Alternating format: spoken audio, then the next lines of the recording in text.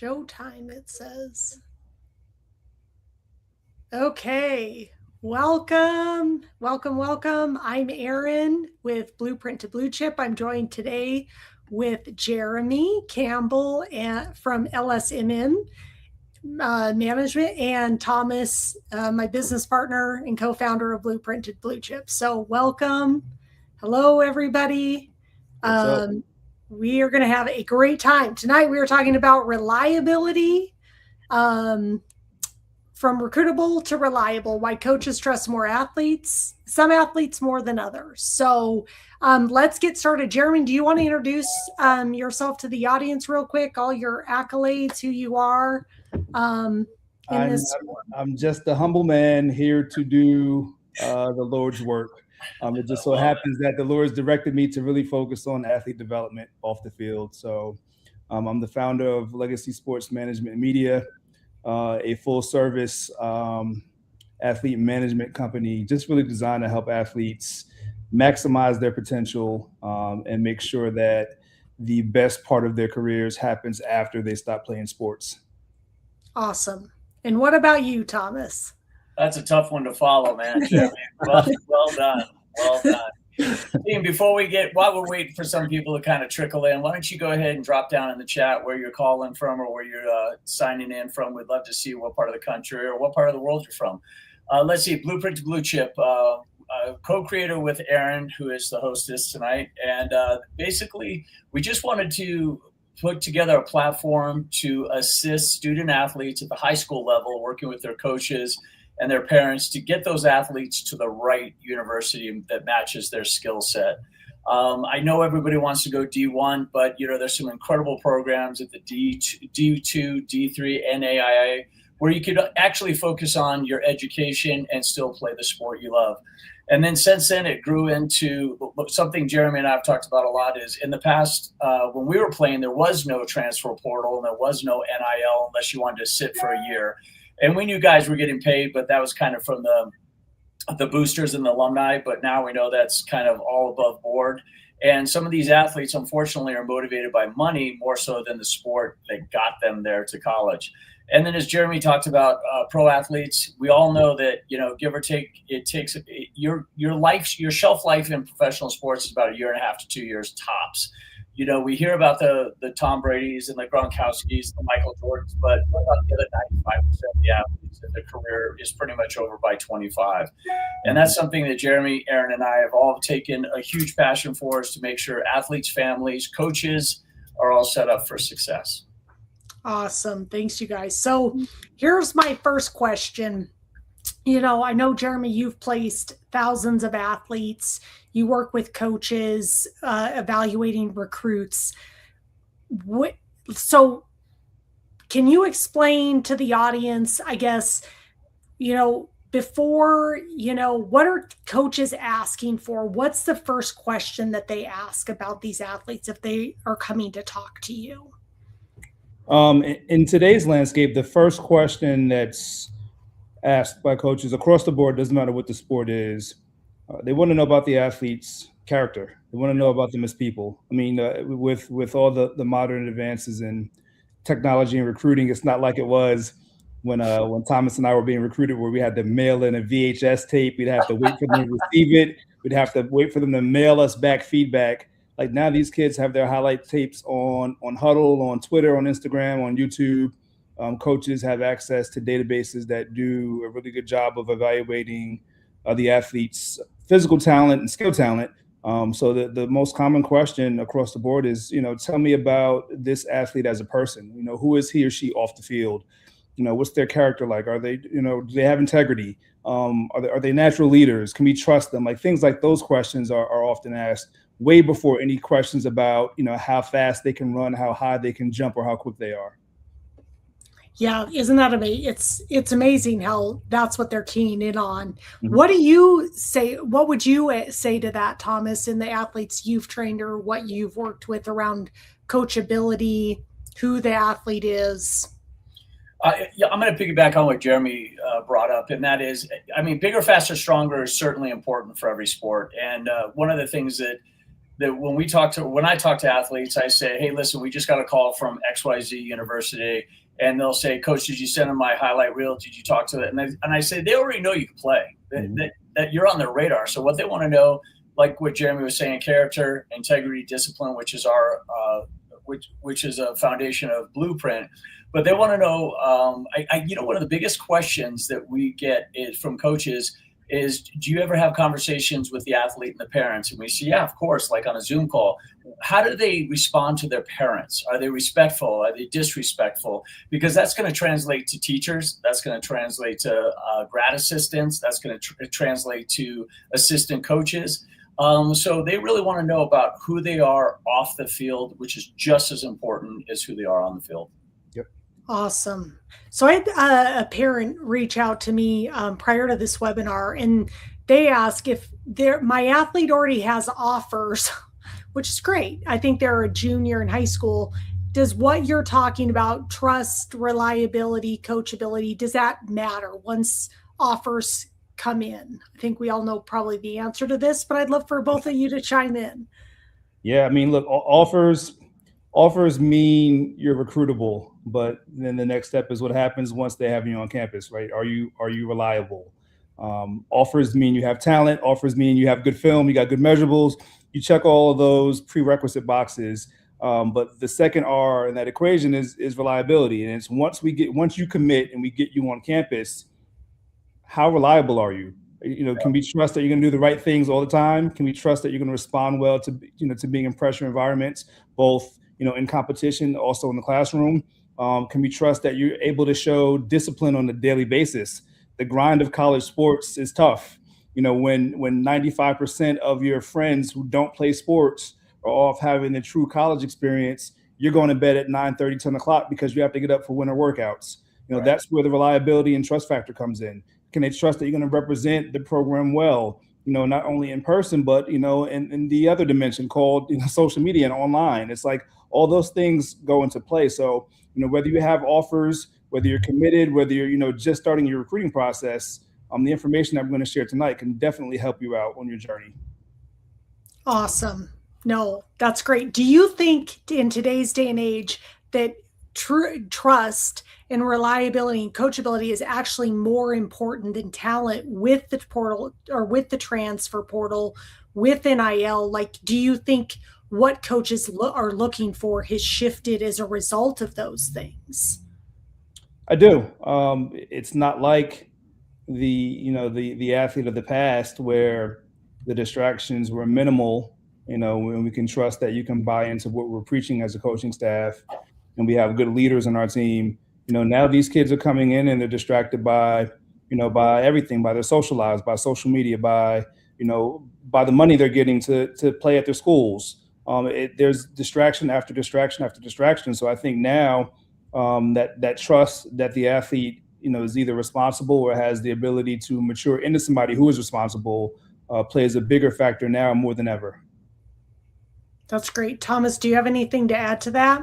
Yeah, I think that, when that was a great question. And I don't think this mom realizes that when an athlete gets an offer his junior year or her junior year, I try to tell every family member and athlete that this is a test. So every day is a test day, right? So if you get these offers, colleges aren't going to just send out offer letters blindly.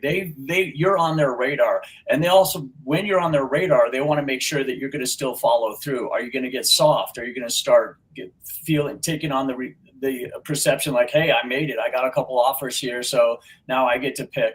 They want to make sure you're still following through. So that, I think that's super important to make sure that, you don't let up on the gas. You got to keep pushing, because what Jeremy was saying is an offer is just an offer. It's not a guarantee.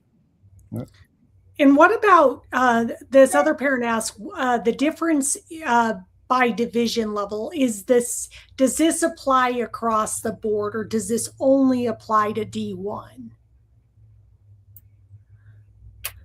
I think it applies across the board. Again, an offer is an offer. The value that the offer has at the D1 level, when you look at that same offer at a D2 level, it's comparable. So at the end of the day, it's an opportunity for you to go to school, receive an education, represent your family, represent that university, and do it at a reduced or at no cost. So I think the weight that it factors into, the responsibility that it brings along with it, whether it's at the D1, the D2, or the D3 level, it's all the same. No Awesome, question. Thomas. Yeah, Okay. no question. Whether it's D1, D2, D3, whatever it is, you take it seriously. Take the option or the opportunity to really shine. I mean, treat it with respect on all levels. I know that, I think there's something that we've talked about, that we are dealing with a lot of athletes now that they're so hell bent on D1, right? D1, D1, D1. And it's great. It says a lot about your athleticism. But we also know that, some of the things, Aaron, that you and I have dealt with some athletes that have actually chosen D2 or D3 is because the pressure that comes with D1, like when you get recruited to play football, Oregon's not going to let you play baseball. If they're recruiting you for football, they want you to go all in on football. Whereas at a D2 school, even D3, you have the luxury of playing multiple sports. But if you are hell bent on going pro, obviously lean towards D1. But you're one injury away, one play away from your career being over. Well, but there's also the opportunity to start at D1. Obviously, you have to have the same reliability, same trust, same characteristics, because we have so many examples of like Chambliss that moved up and then go into a D1 opportunity. So this is should become your standard for life, is I guess how I see it as, and I think what you two are both communicating.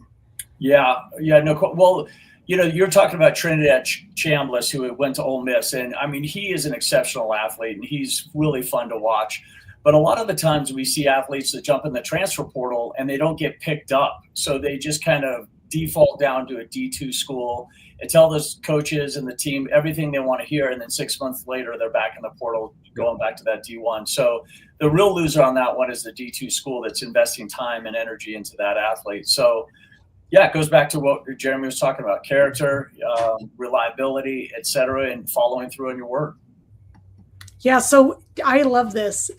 This is I'd love for Jeremy and Thomas to both just share an example, I think, of like an athlete A, like probably our blue chip, our standout, versus like an athlete B that might be struggling or things that they have to work on to clean up. Like, do you have any recent stories that either of you could share in working with two athletes you can pair side by side, and which one stood out and why?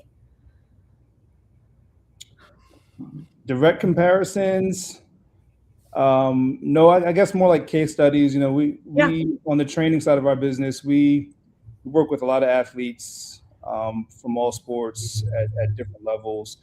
And I guess the trend now is athletes are finally starting to understand the same athlete that maybe 5 years ago was hell bent on D1 or bust is now just seeing how competitive the landscape is. To be a true Division I, Power 4, even G5, G6 athlete, even FCS, you got to be ready to play and contribute right away because of the portal. A lot of the coaches are looking for physically more mature bodies, guys and girls who know the pace of the game and are physically ready to compete at that level. So as a high school kid making that jump, we've seen a lot of guys and girls that say, look, you know what, maybe the plan now is, okay, I got an offer from a P4 school, but I know I'm going to go there and I'm going to sit, right? I'm going to have to develop. I'm going to be buried on the depth chart where I can go to an FCS or G5, G6 school and play right away and still end up at that Power 4, 4 years from now. So I think we're seeing a lot, some athletes are going directly into it and taking the traditional route where they have to sit. And some of those guys and girls that go right to a P4 might take the first year as a redshirt year, and then their sophomore year they're ready to go and contribute. But we've also seen stories now, really 6 years in to the true transfer portal. We've seen stories where guys and girls have taken that P4 offer, they've gone to that school, and they've just been buried on a depth chart for 3 or 4 years, and they end up dropping down. And we've seen the story of a kid who's gone to a D2 or an FCS and really just, developed, got live reps and played for 3 or 4 years, and now for their 5th year, they're going up and playing at the P4 level. So it's kind of a sliding scale. I think every athlete's experience is going to be different. There's no right or wrong route. I think it's really just being objective in the factors that go into you making your decision and being realistic. A lot of it is just managing expectations. The reality is it's very hard for an 18 or 19-year-old to compete with a 23 or 24-year-old who's been playing college sports for 5 years. Right. From a physical standpoint and a mental standpoint, it's extremely difficult. So, yeah, like I love that question because you're right. There is no right or wrong answer. So could athletes that take those two opposing routes, going the Power Four, sitting, growing into that, or, ultimately starting lower, transferring into that, can both end up at their end goal regardless of which path they take? Yeah, no Does question. that make sense? Yeah. Absolutely. We hear stories every year of athletes that played their last couple of years at a D2 and they go pro. It can happen. I think what we're seeing today is, we used to always say it, back when we were younger and we played, if you're good enough, you'll get an opportunity. Right. If you're good enough, you're going to get seen. It's not like it was 15, 20, 30 years ago where exposure was very, very limited. You had to go to like a national powerhouse as a high schooler to get visibility. Now they have networks that stream high school games. You got YouTube, you have Flow TV. So if you're good enough, your tape is going to get out there. You're going to get the opportunity. It's really just a matter of accepting, hey, this whole time I thought I was a P4 kid and I got no P4 offers. So guess what? You're not a P4 kid. Right. The market tells you what you are. Yep. No question. Now, let's not forget, Aaron, that we've had two gentlemen on our podcast that flanked the defensive line on the last time the Broncos were in the Super Bowl. I don't think Malik or Sly will oppose to telling the story. You had Sly, who went to the JUCO route, then he went to North Carolina, then he went into the draft, where you had Malik, who was at SC, transferred to Tennessee. Both guys ended up with a Super Bowl ring, but they both took two entirely different paths. So yeah, anything is possible. I mean, the one thing that we all talk about is there are no shortcuts. There's no quick fix. There's no magic pill. You're going to have to do the work, period. And you're going to be met with adversity. You're going to be met with challenges. And it's a perfect segue into talking about, we were dealing with two baseball players they were playing lower division. And one player was absolutely crushing it more than the other one. And the other one got called up before him. And then later we found out that the reason why the other player got called up is because the organization was spending a lot of money on him. So when we were talking to that athlete, we were just like, look, this is, now you got your first taste of politics. This is how sports work. Remember, this is a business. So that organization, now eventually that other athlete, if he doesn't step up, he's going to just he's going to basically shit himself out of a job. So, but the politics of sports are very real. Yeah, absolutely. So with the shift in recruiting, you talked about it earlier, Jeremy, around, talking about trust, character, looking for more than just the raw talent that makes an athlete incredible, which that's I think why we all love to watch sports, is that, but it takes so much more that builds that. So what have you seen as you've worked in placing, high school to college, collegiate, even into the professional level, that coaches are really looking for when it comes to these athletes today versus maybe even 5 or 6 years ago, before NIL and before the portal transfer? The biggest thing is discipline. Now you're seeing with all the things that are coming along with high school and college sports, specifically in the form of NIL, kids have access to more distractions earlier. Yeah. So coaches want to know, hey, if we're giving you $20, $30, $50, $200,000 a year to come play for us, are you disciplined enough to handle that responsibility and handle all the distractions that come with it? Are you disciplined enough to say, no, I can't go to a party. No, I can't fly to Vegas on a Friday because I have workouts on Monday and I need to be like, they want to know how disciplined you are. They want to know if you have, the discipline to execute your daily habits, to take your nutrition, to take your sleep, to take your academics seriously. They want to know that you have that, because the reality is that whether we like it or not, once you start paying the athletes, there's a professional expectation that comes along with it in terms of their performance. So the coaches want to know, if we leave these athletes by themselves, or if we're trusting them on their own to get the job done, to understand that getting the job done is not just what you're required to do at the facility during the season or during the off season. It's what you're required to do, when you're in your apartment, when you're in your dorm, when you're going to class, et cetera. And and maybe you can answer this, but I'd love both of you to weigh in on this. Like, how do you start to build that capacity of discipline, or how do you ingrain that in somebody? Because I don't think it's just inherent to anybody. I think it can be taught.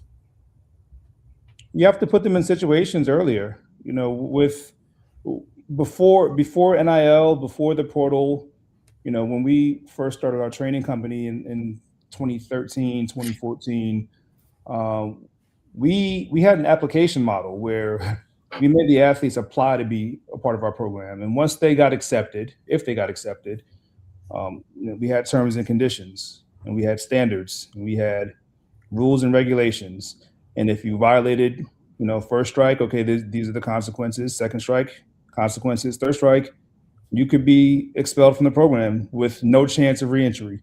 So I think now it's the same thing. It's like, okay, if the kid is going to be going to a college, and this is what the college is about, it's a competitive program. They're giving you a lot in NIL. It's a very active social scene.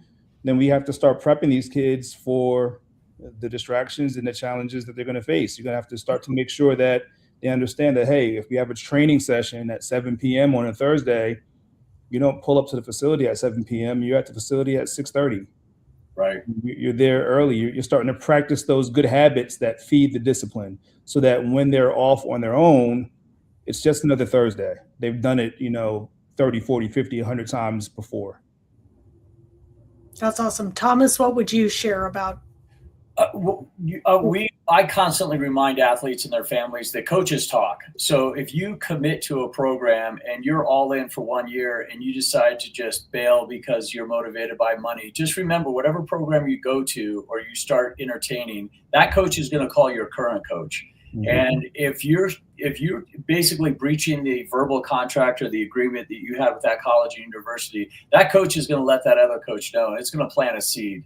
So there's definitely that. And we also tell these kids, distraction is just part of being an athlete. You're going to get it on and off the field. You're going to get it with parties, fraternities, girls, drugs, everything, Vegas trips. I mean, it's always going to be there. So you really, I truly believe we had at Arizona, we had a culture. And we knew that the upperclassmen would keep the younger classmen in check, where the coaches didn't have to get involved. And that was basically the upperclassmen just simply said, hey, we don't do that shit here. This is not how things fly around here. If you want to continue to do this, go to Arizona State. I mean, it was kind of tongue in cheek, but we had a culture where the upperclassmen carried the standard of the coaches. That's awesome. So this is a great question, and I love it. So I can't wait to hear both your answers. So in today's landscape, there's a lot of things that parents are paying for, continuing, for their money, and parents are willing to invest in their kids to get them to where they want to go. So this parent asks, we've spent $15K on showcases. What is like the best investment we could be making in our student athlete today in order to get them recruited? Is it showcases? What is it? What do you guys recommend? Showcases are probably like third or fourth on the list. Yeah. I mean, there's so much preparation that you have to do to take advantage of a showcase. So it's like, even before you go to the showcase, are they physically ready to perform at said showcase? Are they mentally ready to withstand the pressure that's going to be, put on them at that showcase? The biggest recruiting tool is always going to be competition in games. Showcases, depending on the sport, you're not going to see coaches aren't going to see what type of competitor that you are. They're going to see what type of test taker you are. Or, did you prepare for this showcase? Did you get training? Did you meet with a sports psychologist? Like, are you ready to thrive in those positions? But even before that, before that showcase, it's the preparation. So I think you talk about dollar spend and, having a budget for certain things. Showcases, camps, clinics, probably third or fourth on the list. First and second is always going to be physical, mental preparation. Third is going to be an often overlooked service, which is nutrition. A lot of kids don't know how to properly fuel their bodies because their parents don't know how to properly fuel. And again, it's different. We're talking about having your kid have enough energy for, a regular school day that includes gym class, art, social studies. But we're talking about going through all that and being able to go to practice and go to an extra skill session. So, those are my top three in the hierarchy. It's mental, physical, and then nutrition. And then after that will be, camps, clinics, exposure services. Awesome. Thomas, what about you? I agree with Jeremy on the camps and the clinics are a little bit further down. One of the things that I like to advise my clients to do, or the athletes, is put together a quick little highlight reel of about 90 seconds. And when you reach out to that coach, just say, hey, coach, I just want to share this quick 90-second reel with you. The first 45 seconds is a little bit of a highlight. But I want to point out to you what I've learned. I realized I made a mistake here. I made a mistake here. And I made a mistake here. Coach, this is how I improved that, doing this, this, and this. Right there, without any feedback from the coach, you're telling the coach that you're coachable. You realize that you've made some mistakes, and this is what you did to correct them. As a coach, that's golden. Again, it just comes back to being coachable.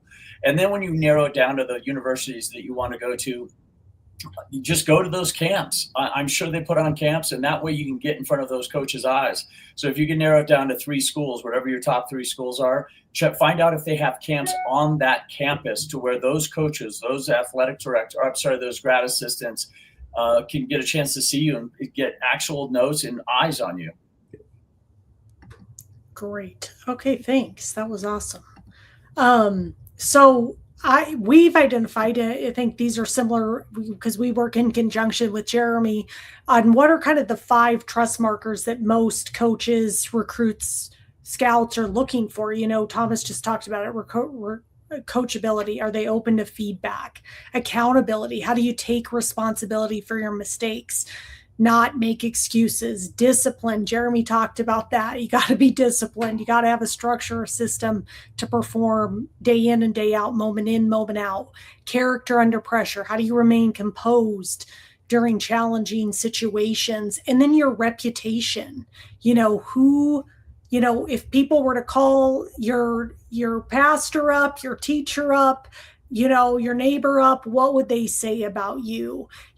I think we hear that a lot. I think in our example of the 2 Super Bowl guys that we've had the opportunity to connect with and work with, they were calling their neighbor, their childhood friends. Like, Jeremy, you work with athletes going to the NFL Pro, like they're digging in to find out who these guys are. Yeah. They want to know.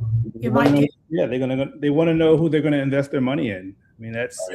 It's a business. And I think if we objectively look at the opportunity, yes. And as a player, in our eyes, it's a sport, but you got to understand you're being paid a very hefty salary. And it's not just for what you do on the field or the court. It's also for what you do and who you are off the field, off the court. So they're going to do their due diligence. They're going to make sure that they're wrapping up, those large sums of money in people that they can trust and people that they can rely on. And I think as the athletes, if we realize that reliability is not like a personality trait, it's, trust and reliability is an operating system. It's displayed through your daily habits. Right. You have to execute those things on a daily basis, whether you feel like it or not. And that's what they measure. That's what they evaluate. Yeah, they're probably, I'm guessing too, looking for current themes throughout. Is Jeremy saying the same thing as Thomas is going to say, as Aaron's going to say about this person? Or it's like, Well, Thomas thinks are great, and Jeremy thinks like they're questionable. Like they want to really vet. I mean, I don't know this number. You're obviously in that world, like more embedded in that world than we are. How many people would you say, like coaches, or organizations are calling to really vet your character? I'm sure it's not just one. No, Oh, I mean it's it's your head coach, your position coach, any other contacts that they have with your school or school. So if you're a kid who's been in the portal, 3, 4 times, you take your head coach, your position coach, your coordinators, you multiply that by 3 or 4. So those are anywhere from 9 to 12 people right there. Obviously, they're going to go back, and if you have any issues of not being coachable or just bad reputation, bad decision making in your high school years, they're going to go back and check some people from then. I've heard instances where guys had their next door neighbor in their dorm their freshman year, receive a call or an email. So it's the higher the investment, the more stones they're going to turn over to kind of figure out what's going on. No question. I'll give you a real life example. I may have shared this with Jeremy off camera a while back, but Aaron, you talk about coachability, accountability, discipline, character, and reputation. Mark and Matt, when they were at San Diego State, these are my brothers, Mark and Matt. I'm sure I'll get a call from them after this webinar, but they were left and right tackles. And when the stakes, there are very few opportunities and times in life when you get a Marshall Faulk. So Marshall Faulk came into the backfield, and now they were knocking on the door of a championship, a WAC championship. So the stakes were a lot higher, like what Jeremy was talking about. And then Mark and Matt consistently got themselves in trouble. And the coach, Luganville, that recruited them was fired. And Ted Tollner came in, who's made a name for himself at USC. I'll never forget, he looked at Mark and Matt and he said, "You guys are a distraction. I'm building a championship. You're not a champion. You're a distraction. I didn't recruit you. I got to let you go." That was a huge wake-up call for Mark and Matt, and that was a huge wake-up call for the rest of the team. So you could go down the line of what we talked about, coachability, accountability, but if you're a distraction, you're a cancer to that program, and you will be let go. Yep. Oh. Do you have any examples like that, Jeremy, you want to share? Not your personal family, but I played 4 years of college football, so it's the guys who start the winter, as your locker mate to your right, might not be there when fall camp comes. It's that simple. It's just we were fortunate. I was when I was in college, I was a part of a rebuild, not only of a football program but an athletic culture. So a lot of guys, it was a revolving door. A lot of guys didn't make the cut. Culture is probably, especially in the sport of football, culture is the one thing that kind of allows the cream to rise to the top. No doubt.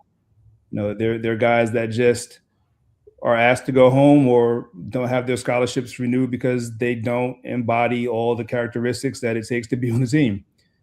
And the sad part is that those guys know that. Yep. Jeremy, to add to that right now, Jeremy, Aaron, and to whoever's listening, look at Michigan right now. With all the adversity that they've gone through, they brought in a new head coach. You're going to see a lot of guys that were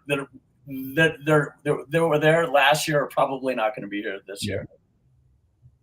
Yeah, that's a really great point. So with that, talking about the difference between recruitability and reliability, say that 10 times really fast, everybody. So recruitability is really just that your talent, just the raw talent to attract attention and offers, where reliability talks more about trust and character and consistency when opportunities arise. And coaches are prioritizing reliability for long-term success versus just recruitability. So maybe you guys could share with our audience, maybe what's the gap between the two, and what's the difference in working with athletes that are just recruitable, raw talent versus those that are what we would call reliable? Recruitable, it's simple. Recruitable athletes, they have the talent, they have the film, they check the boxes, right? They show flashes. The reliable athlete, they do the right things all the time. They respond well under pressure. They show daily discipline. They're going to represent your team. They're going to represent your university. They're going to represent themselves well.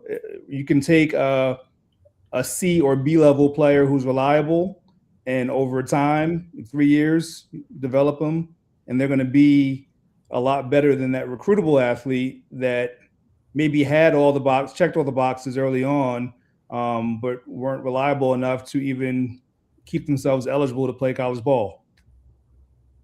No question. No question. Yeah. Aaron, think about how many coaches we built our business on the backs of some of these coaches in high school. And one of the first questions we ask these coaches, because coaches are skeptical about a company like ours coming in, like, who are you? What do you do? We have to earn their trust and their confidence. And we say, Coach, we want to work with your reliable players, not your recruitable players. And they always have that little smirk, like, okay, they're on to something right here, because the recruitable player could crash and burn real fast. The reliable athlete just gets better each year, like what Jeremy was talking about. The reliable freshman, sophomore, junior, by the time they're a senior year, they're just bulletproof. Yep.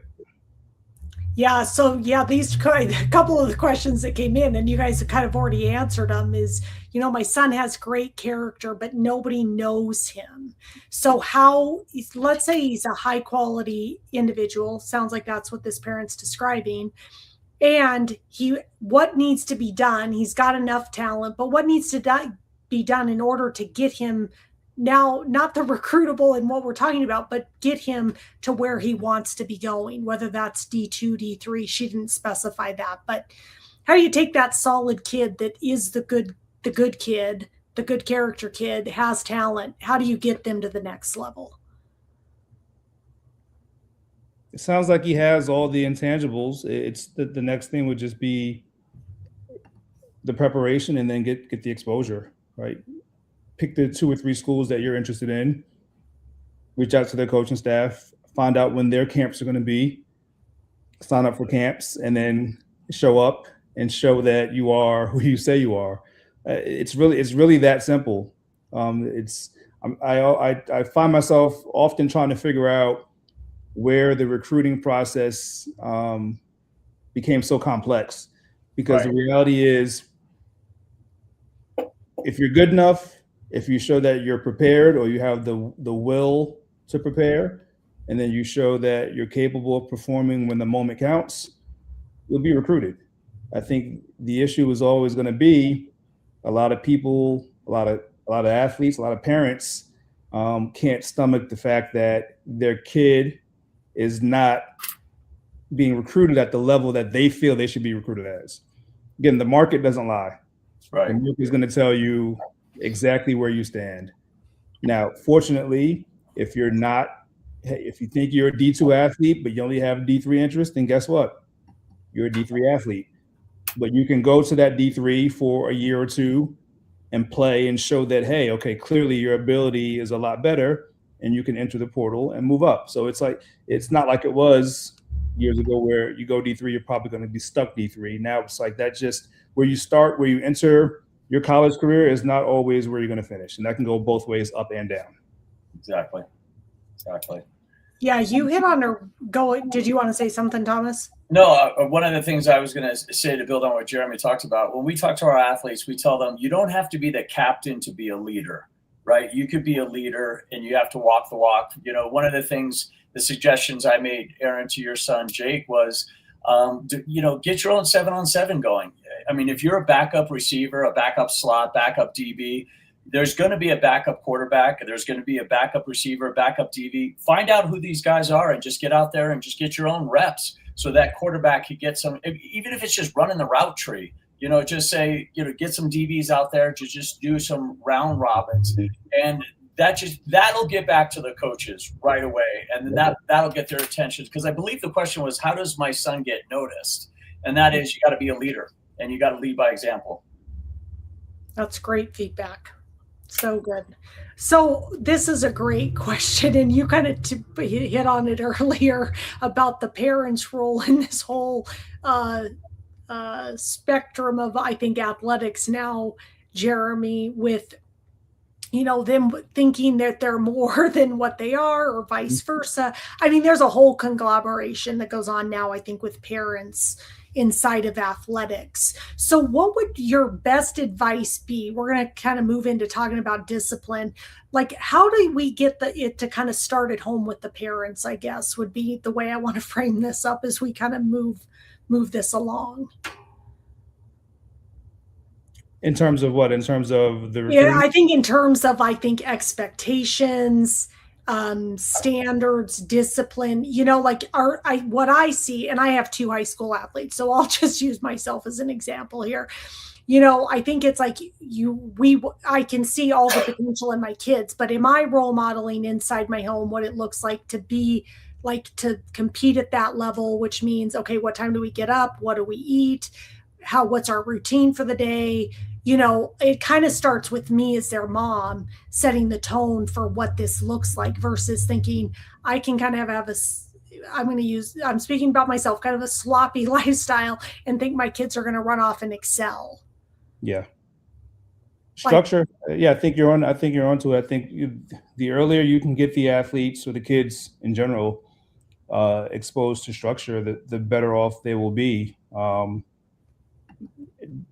Daily discipline. I have young kids, but my kids know, my soon to be 6-year-old knows he wakes up, goes to the bathroom, brushes his teeth, washes his face, comes back, makes his bed. He knows a toy does not come out the box. Nothing happens until the bed is made. And it's one of those things where, the 11 months I spent at a military school, I learned very quickly, like, that first battle is you and the alarm clock. The second battle is what you do as soon as you wake up. Yeah. So if you can just expose the athlete to structure, because that's what they're going to get in college. They're going to get schedules of where they have to be, when they have to be there. And the higher caliber of the program, the less hand holding they have.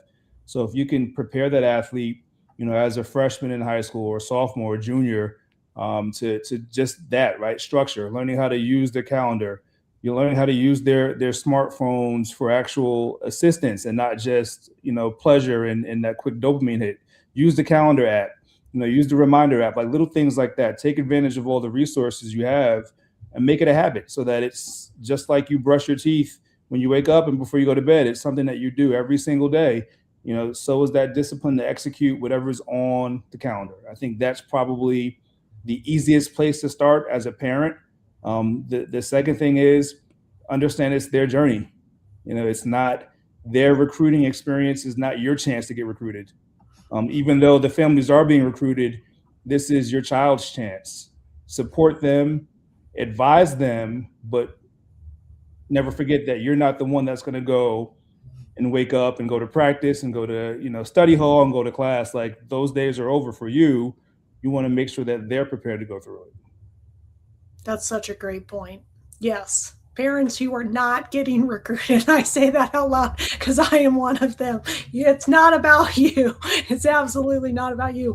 What about, this is a great question. What about how do we help the athletes, this is a parent, make good decisions about what they're choosing to do? So, and this is in reference to social media, like how do we help teach them impulse control before they maybe repost something or post something or comment on something that somebody could look back and find and ultimately could hurt their reputation? For me, I tell all of our clients, both on the representation side as well as the training side, is before you hit send, just make sure, ask yourself 3 questions. Is this post, how would my mom or dad feel about me making this post? Yep. How would my coach or my mentor feel about it? And then number 3, probably the most important question, is what you're about to post, and this is sad, but we have to worry about this now. What you're about to post, is it legal? Are you 18 and you're posting a video of you at a party, doing a keg stand? That's probably not the best choice. Let's not do that. So just ask yourself, and I also tell them is never post in the moment. Always, if you guys feel like you got to post, post after it happened. Give yourself some time to really think about those questions, and usually 70% of the time they realize like it's probably not a good idea to post it. I'll just delete it. I love it. Stop. Yeah. Don't do it. Yeah. It's best not to say anything. Thomas, any advice on social media posting? I just, when it comes to social media, I tell the athletes, stay away from the two P's, politics and porn. You just stick to, if you're a football player, stick to all football stuff, post about football stuff. I had the great fortune of being a football player, and Anna was in a fraternity. Thank God we didn't have sales. But, just beware that just because you're not posting, it doesn't mean that somebody's not going to post you. Right. So if you're doing something stupid, if you're doing, I think Jeremy said a keg stand or something like that. If you're, if you're doing stupid, you don't know what that is, don't find out. Yeah. So that's probably relatively minor. Yeah. Right. Comparison to what they're doing now. Keg stand is what we did back in our day. Yes. And now it's we were very innocent back then. Yeah. So I mean, I think it was like who you're surrounding yourself with too, Thomas. That's such a valuable point. Like even as athletes, like what are your friends doing? Oh well, yeah. I mean, I violated the porn aspect of it, and that was like when I was in Arizona, I was so hell bent on sports that when I finally went through rush, I was 21. I was the only 21-year-old in my rush class. So a couple of the actives I knew, they took me to a strip club. Like that shit would be on social media. Here comes T-Row walking out of, TNA or whatever.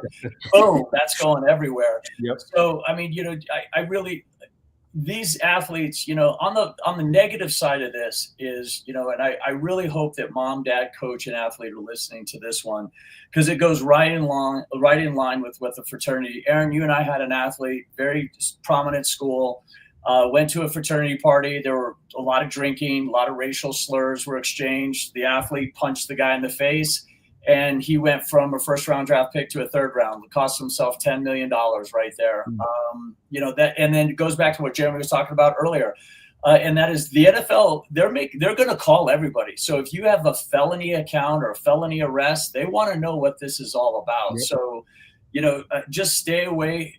As far as social media goes, try just stick to what your craft is, your sport. Try to stick to that. Refrain from a lot of the temptations of parties. I know it's tough as an athlete because you're going to want to go partake and you deserve to do that, but just be really smart about it. And lastly, one of the things, it goes back to what I was talking about, the culture at Arizona. Find an upperclassman to be a mentor. I'm not going to shit all over fraternities because I did have a big brother in the fraternity and he kind of reeled me in when I was doing stupid stuff. So find a mentor, somebody who's been there a couple steps ahead of you that can kind of reel you in. And that applies to sports as well. I love it. So I'd love to share, and Jeremy and Thomas, you guys can talk about this, but why we ultimately came together is we want to give you the reliability and the recruitability. We want to give you the foundation to build a really solid character foundation, along with working with Jeremy. He does that as well. So please don't think that we're all working on the character aspects to then be visible and recruitable, but we also want to give you a solid foundation as an athlete and as a family in order to be able to really shine. And so that's really why we joined forces, is because we need both of these. We can make you the most sound decision-making athlete through our framework, which we'll talk about here in a minute. But if we also don't have what Jeremy does of getting you in front of the right people, pointing you in the right direction, it's not going to, it won't happen. And so that's ultimately why we joined forces of LSMM, Jeremy's company, and Blueprint to Blue Chip, because we want to develop the whole of the athlete to get you where you want to be, but also have the foundation for you in order to succeed. So Jeremy, I would love for you to share kind of maybe why you partnered up with us, or, why we decided to work together. Yeah, I mean, simply put, you guys make my job a lot easier because now I can trust that the athlete that I'm presenting, to these coaches for opportunities that they are reliable, that they are, people of character and integrity, that they have discipline. So it's, for me, it's in this era of college and pro sports, who you are off the field, off the court is more important than what you can do, because that's what's going to keep you eligible or keep you available to contribute to that team. Partnering with you guys was a no-brainer, because you guys understood that as athletes the spotlight is always on us, and that those things of character, integrity, discipline are the things that make us appealing and make us desirable, not only to our sport coaches, but also when we transition to life after sports. That's what makes these same athletes that once excelled, on the football field or basketball court or baseball field, makes them appealing and desirable to major corporations. Mm-hmm. Yeah. The same skills you're learning here, you're going to need them. Trust me, I spent 25 years in that world. You need it over there too. Do you have anything to add on that, Thomas, before I get to this question from somebody? No, go ahead. Jump in. I mean, you pretty much explained Blueprint, and Jeremy explained LSMM. So yeah, get into the questions. That's the good stuff. So it says you may have already covered this, but what type of education/training do you recommend for student athletes and their families in understanding behavior on social media? Which I think we might have addressed that, but I'll give us an opportunity to hit it one more time. Don't do it. Just kidding. I'm just kidding. I think be smart about it. I think number one, I mean, Jeremy, I know you do a lot of this. Ultimately, I think for me, what I would share is who are you and who do you want? Who are you and who do you want to be? And are you presenting that to the world through what you put out on every single medium? Yep. So, I think that would be my very broad stroke overview of that. And what we work with, which we'll kind of get into here in a second, is our decision-making framework, our CADDY, our character over clout, accountability over excuses, discipline over motivation, and integrity over image. Is I think you have to really make good sound decisions in what I'm doing. You got to train yourself to go, is what I'm putting out a reflection of me and what I want to be and what things I like and stuff like that. So that would be my very general response about education and training around social media. But I know you do a lot more of that, Jeremy. Yeah, I mean, it's the same. We have similar frameworks where we just really work on just your daily operations. It's all a matter of reps. Whether we're talking about being a better golfer, being a better, having a better jump shot, whatever, it's just about reps. So the more reps you can get at executing or displaying discipline, executing, daily operations, being accountable, being responsible, operating at a high level, the more reps you can get, the better. And that's what a lot of our frameworks focus on, is just that, giving you reps, taking regular daily tasks and making them, another tool to increase or improve accountability, improve or increase your response to certain situations and ultimately your outcomes. What about kind of on I'll dovetail this question a little bit, but around more of the NIL, the name, image, and likeness. If they have, let's say, or they want to get a deal with a brand, what is your training advice recommendation on that? First and foremost, just be someone that a brand's going to be interested in. It sounds simple, but if you look at just a microcosm of today's athlete and what they do on their social channels and their public-facing outlets, a lot of these young men and women don't always display behavior that makes them someone that a brand would want to be interested in. So something as simple as just cleaning up your social media accounts, making sure that you have your name, you have your school, you have your sport, you have some of your likes, your interests, and making sure that the content reflects that. You can't have in your bio that you're all about faith, family, and football, and then in your pictures it's the exact opposite. Yep. So it's everything kind of just aligns in the heads up. Yeah, that's great advice. And I will add is like you have to, if you are going to sign a contract or a deal, you also have to be disciplined enough to be able to follow through on what they're Yeah, gotta asking. deliver. Absolutely. Got to deliver what they're asking for. Yeah. So if you think like, oh, I want this money and yeah, I don't have to do anything, I just get to be myself, that's absolutely not it. So you better Read have the the contract, have an agent or manager or somebody you trust that's qualified to read the contract, read over it, have somebody else, get as many eyes on the contract as possible. Ultimately, if you're trending in the right direction, just build a team. That's my advice is nobody gets to where they want to be alone, especially in the NIL space with today's athletes and in the market for branding and name, image, and likeness. Develop a team, right? Have an attorney, have a brand manager, have an agent or somebody who can get you deals.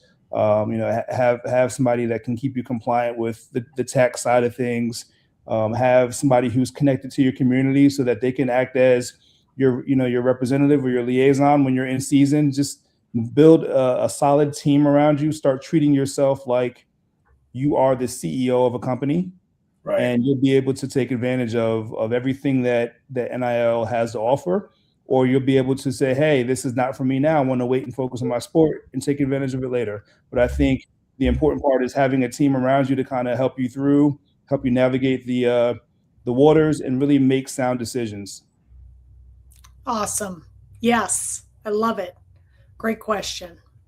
I don't think I have any other questions coming through just yet. But what we would love to share as we kind of close this out, we're coming up on an hour. Obviously we want to work with, both the talented athlete that needs to maybe hone their character skills to become really reliable, or we want to take the athlete that is got great foundation, great character, and wants to get to that next level and wants to put in the hard work. This program that we designed together is for any athlete. It works for both ways. It's not for one or the other. It's really for both. And that's why we came together. And so at the end of this, and I'll drop this in the chat as well, we would love the QR code up here. You can book a call with us. We love to understand, where you're currently at, what you're currently doing, and what you need in order to get to the next level of where you want to be. And you have two great organizations that came together to really develop the whole of the athlete. So please book your call. Like I said, I'll drop the link in the chat here. And Jeremy, Thomas, thank you again. Thank you, Aaron. Thank you. You guys are amazing. Super resourceful. And as you guys have any questions, we're going to do this again. So send them in. We'll ask them on the next one, and we'll continue to address and build what the athlete today really needs. So we appreciate your guys' time. You know what, real quick, Aaron, to the listening audience, why don't you guys drop in some of the questions, what you want the topics to be? Because that you guys have your finger on the pulse. What we do, the three of us, we make educated guesses based on the circles that we navigate in. But the circles you navigate in are probably be a little bit different. So feel free to email or DM us some suggestions, and we'll be happy to attack and tackle those as well. Yeah, and I'll include that in my email, because for everybody that's registered, watched, you'll get a copy of this replay. So send us back in what you'd love to. Yeah. I feel like I'm more the moderator and these two are the experts, but what would you like to have us discuss next time? So yeah, share that. Jeremy, any final thoughts? No, that's well said by Thomas. I think hearing from the audience on some of the topics that you guys would like us to speak on would be helpful. Awesome. Right on. Okay. Right on. Thanks, awesome. You guys. Jeremy, thank you. Aaron, thank you. Thank you.